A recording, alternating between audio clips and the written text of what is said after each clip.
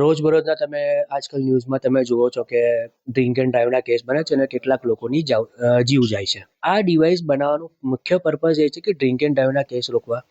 આ ડિવાઇસની અંદર આપણે જ્યારે નોર્મલ છે કે 100 ml ની અંદર 100 ml બ્લડ્સની અંદર 0.03% અલાઉ છે, એટલે 300નું લેવલ જે છે એ અલાઉ છે. આ ડિવાઇસની અંદર કરવામાં એવું આવ્યું છે કે ભાઈ જે ડિવાઇસ છે એમાં અત્યારે એક લાઇટ વિઝ્યુઅલાઇઝ મૂકવામાં આવ્યું છે, જે તમને ઇન્ડિકેશન્સ આપે છે એઝ અ વિઝ્યુઅલ ફોર્મમાં કે ભાઈ તમે દારૂ નથી પીધું, તમારું 300ની આસપાસમાં છે તો એ સિગ્નલ ગ્રીન બતાવશે.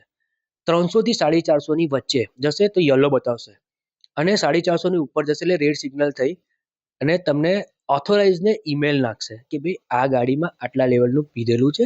સાથે સાથે આ ડિવાઇસ પોલીસ અત્યારે આધુનિક તરફ વળી રહી છે અને ડ્રોન ઉપયોગ કરી રહી છે. તો ડ્રોનમાં તમને વિઝ્યુલાઇઝ મળે છે, પણ હવાની અંદર ધારો કે કોઈ બુટલેગરનો ભઠ્ઠો ચાલે છે અને ત્યાં ઉપરથી ઢાંકેલું છે તો તમને વિઝ્યુલાઇઝમાં ખબર નહીં પડે, પણ જો હવાનુંની અંદર આલ્કોહોલનું લેવલ હશે અને એક લેવલથી વધારે હશે તો આ સેન્સર્સમાં થોડા ઘણા મોડિફિકેશન કરીને તમે એ ડિટેક્ટ કરીને તમારે કેટલું લેવલ છે અને કયા લોકેશન પર છે એ પણ તમે લઈ શકો છો. તો હાલ પ્રોડક્શનનું નથી, હા, પણ સરકાર સાથે કોમ્યુનિકેશન કરી અને સરકાર જો સિસ્ટમ અડોપ્ટ કરીને પ્રોડક્શનમાં લેતી હોય તો હું પૂરેપૂરો ચોક્કસ ઇન્ટરેસ્ટેડ છું.